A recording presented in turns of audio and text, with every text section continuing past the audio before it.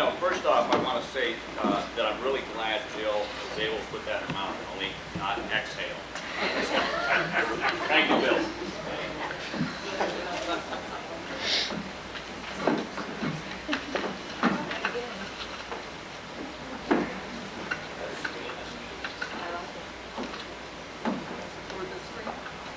Is it on motor? Yeah.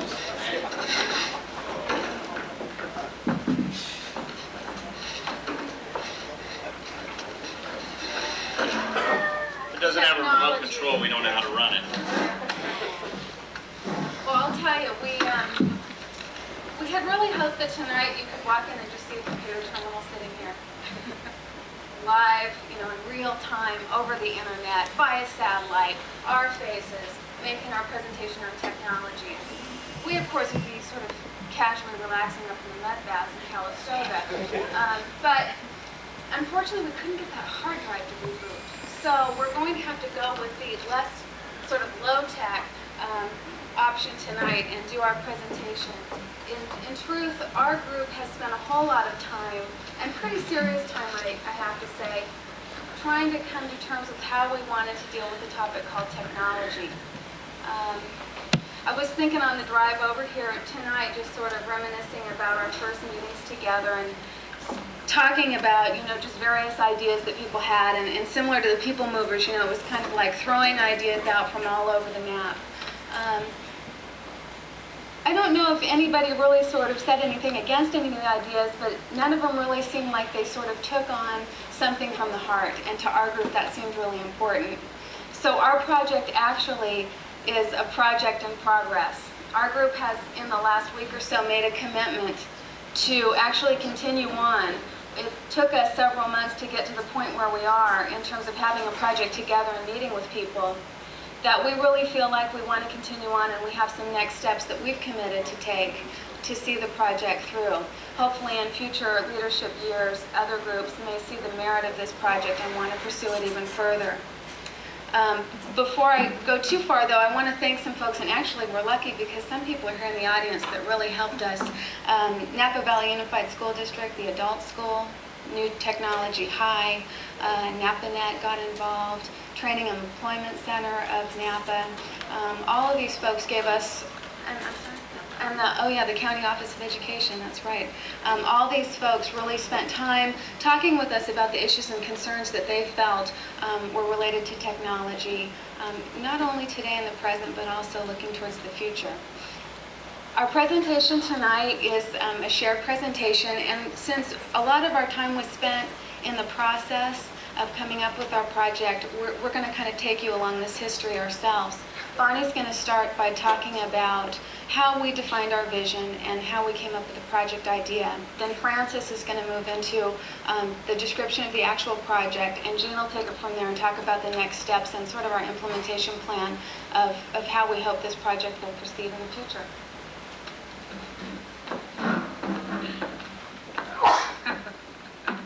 Pretty good as this, huh? Going along with our tradition of Leadership Napa Valley Class 10, whenever one of our members was not able to be a part, we made them still and brought them in as a part to make sure that they would not be missed nor overlooked. So tonight, this is Paul. Paul is here to help me. Paul, unfortunately, is ill. He is doing better. And I hope you share our prayers and our support for him to soon have a fast recovery and be back on the road again. We did talk to him yesterday, and he's doing better. But Paul and I, this evening, through the satellite system, through mental telepathy, which tonight we're going to call it, actually, we're going to go mental telepathy, but it's technology telepathy, right? We're going to talk about, here, the two of us, the very beginning and how our beginning progress started within our group. When we first came to the table, the technology table, all of us looked at each other. Technology? Where are we going with technology? We thought about, oh my goodness, you know, it's humongous. Where can we go from here? The one area that we definitely connected with, which was an instant link with us, was the fact every single one of us love our community. Secondly, we thought, ooh, leadership did a good job. Technology, a place for not pointers. hey, perfect fitting for us. Secondly, we knew that we were great. We knew that we had a position that we could go forth with. We knew that we had a focus and a vision because we never saw our mentor. So we knew our mentor believed in us, never saw her all year. So with that, we knew she believes in us. She knows we've got it underhand and we will do well with it. She's not here tonight, but I want to tell her thank you because we will do her proud tonight. She'll be very pleased with us. But the thing, like I said, that we looked at, number one, was the love that we had for the community and what way we could enhance our community and even make it more beautiful than it is now and give something back to as much as it's giving us presently. So again, we looked at technology, and the first thing we said is education. Let's start with education. So our first field trip was to New Tech High. Absolutely overwhelming. I mean, we got to the point to where we again have a sense of pride about the community that we live in. Because we look at what we are doing with our students, we're making them aware. We're building a foundation for them for things that are so essential to them for our future. The first thing that we looked at, though, God, we're all over 40. Can we keep up? I think we are. I'm 25. I think but anyway, oh, that came from Paul. That did not come from me. Mental telepathy. But anyway, we looked at the area of what was offered here at New Tech High and thought, let's look at our youth. Can we put a vision here together to work within our youth? We found that they have an incredible internship. How can we incorporate that? How can we bring that in? We had an opportunity to meet with a wonderful woman, Barbara Nimko, who took us through the 21st Century Project from School to Career. Thank you, Barbara. That's it. But gave us information and ideas as far as school to career and where, with that, ROP, where we can implement. What we were doing, from that, we started developing and seeing that there is a quilt that's out there in technology, but it needs someone to intertwine to bring it all together. So we looked at those areas. We went with great people and information such as NAPNet. Let me get all these in. Oh, okay, I'm getting there. We went with NAPNet. We went with other areas, like we said, resources from the chambers with their small business workshops and pulled those resources together. The NVED, the adult ed. These were all areas that we knew, again, in the area of technology, but again, where are we going to go with it? We looked at where's technology going? In less than 2 years, we're going to have internet on our television sets. We look again to where we were reading recently, there's a woman who can sit in her office, take in and punch into her home computer, have a monitor do an actual scan of her house. If there's something within the house that she wants to capture, she hits the print button, it puts it on still, and it's printed right there on her computer. Technology. You know, you look at exactly where it's going. You look at the hardware, you look at the software. Again, if we looked at something in that area, we would constantly have to make that change. We constantly have to upgrade it. So, kept thinking, where can we go? We've got the youth, we've gone through all these resources, there's all this information that's out there. But how can we find it? How can we help our community? It was October 4th when we went to the Resource and Human Development. Absolutely incredible day. From that day, they gave us information and statistics that up to 5 years from now, we are looking at a possibility of over 1,200 of our community members that are going to be forced off of welfare. Where are they going to go? What are they going to do? Bingo. There's our vision. There's our focus. Let's look at, in the area of technology, of what we can do to help bring these people onto, or the people that are on, welfare reform, into the workforce. And from that vision and from that focus, we started twining this web together. We're starting to put this quilt together, and now we have Francis to say what phase that we're going. Thank you, Paul. You did well.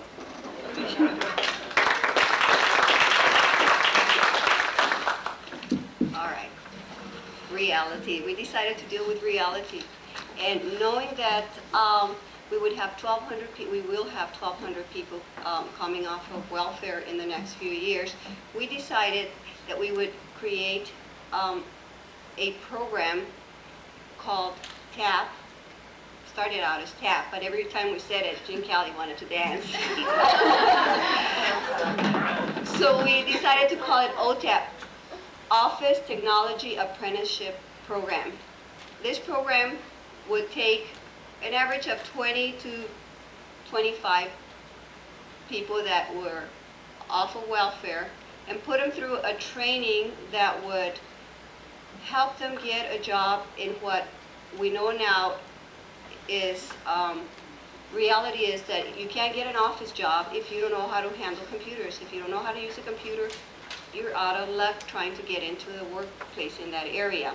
So we decided that we were going to focus on creating a program that would teach the essential basic $8, $8.50 an hour type of a job that would, actually that's what a single mom and a child need to survive in Napa County. So what we decided is we would put these people through a training where they would learn word processing, spreadsheet, Excel, maybe low maintenance computer. With this, we decided to, okay, I was doing really well, wasn't I? Paul. Paul, help. Okay. With this, when we went to the adult ed, it's called the Tech Training and Employment Office, we came to find out that in the month of April, they were hooking on to a company from out of town that had the same idea. But you know, every time we went to the County Office of Education, the technology, high school, they all agreed on one thing. The training's out there. There's excellent training in every agency available here in Napa County. But the link between the new employee, the agencies, and the employer is very weak. It's very hard to get employers to hire these people. And that's where we decided that we were going to focus our program. From there, I think Jean will take it. Okay. Thank you. We decided right away, we didn't want to duplicate anything that anybody else had done. This wasted effort. We wanted instead to work with as a team ourselves, as a team within the community, and be respectful of any particular programs that a lot of energy had already gone into. This diagram more or less illustrates what has been happening. The various county programs, Health and Human Services and so on, have people that have a need. They have a need for to receive funds, to get a job, to live here in this wonderful place. For them to do that, they are ones that are coming off of welfare, and most of us believe that something has to change, and so this is one alternative that might work. Some of them are going through the Training and Employment Center. Training and Employment Center pre-screens those people. Now, to me as a business owner, that's interesting. They put about $5,000 or more into pre-screening these people with, as far as ability to work, ability to function at a certain level, reading, writing, arithmetic, personality skills, can they work with other people, and so on. This is a very important component that bringing in somebody off the street, oftentimes don't have access to. Moving from there, we found out that they also now have this training program. The NIT, which is a private company, will come in and provide a technology program. Now, why technology? One of the things we learned through Leadership Napa Valley as we traveled around was that most of the jobs in this area, the higher paying jobs, are going to be technology-oriented jobs. We expect in the Air Park area, South County, for many of those jobs to be clean but high-tech jobs. We are not necessarily proposing that someone coming immediately off of welfare is going to pop into a $60,000 or $80,000 job. But there are lots and lots, there's a great need for people in a support role. A support role would be entering the workplace at around the $8.50 an hour. To state that again, that was about the price point at which they had determined that it would income level would be required to survive here in Napa. There's a gap. There's a gap between the training and the job placement. Now, they are doing this. Tech is placing people in jobs, but there's a lack of awareness out in the community. There is somewhat also the lack of awareness of the exact skills that are required by employers. So as we moved into this, we decided, recapping here, number one, technology. What good is technology in and of itself? It's wonderful to look at it, it can, gee wow, but unless it does something to change lives, it's really worthless, bottom line. We wanted to do something that impacted lives, and we all felt very strongly about this, that we would do something to impact lives. And what more could we do to impact lives here locally in Napa than giving someone the ability to get off of welfare and go out and have a good paying job, or at least a survivable job, and then they're on their own. You know, they're on their own and they can try and educate themselves further. The second thing was, we didn't want to duplicate anything. We had this target of $850, and we found out that there was $400,000 approximately available for this program, the training program. So we decided to do four things, and this is the continuing on part of our work for this committee. We decided to do the following. Number one is to help tech, and they asked us to do this in our meetings, help tech determine what are the actual job skills that the employers want that they'll give $8.50 an hour for. Okay? We're going to do that by conducting a survey. We're conducting a survey of all the business owners through the assistance of our contacts with the chambers.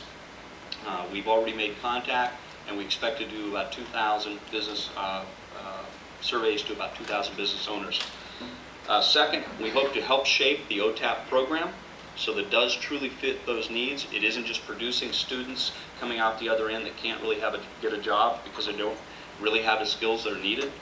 Number three, we want to make the business owners aware of the pool of available employees that will be available through tech.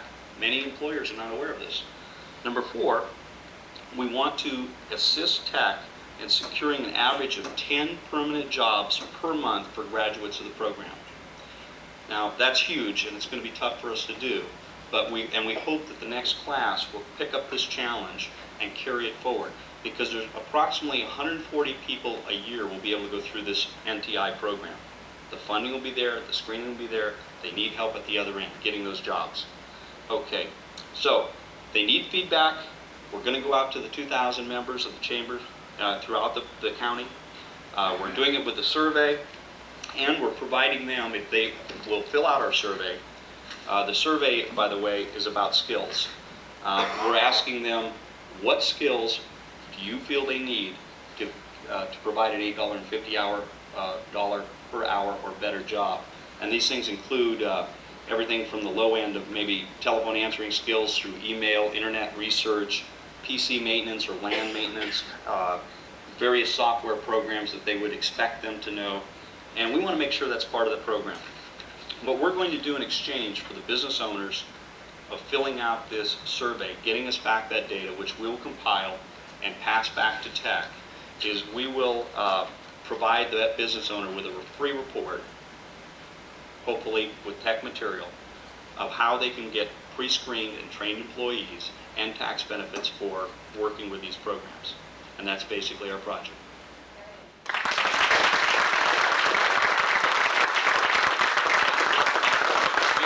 We have some draft copies of where we're going with this on the survey. Something like that. Draft. Question? Question?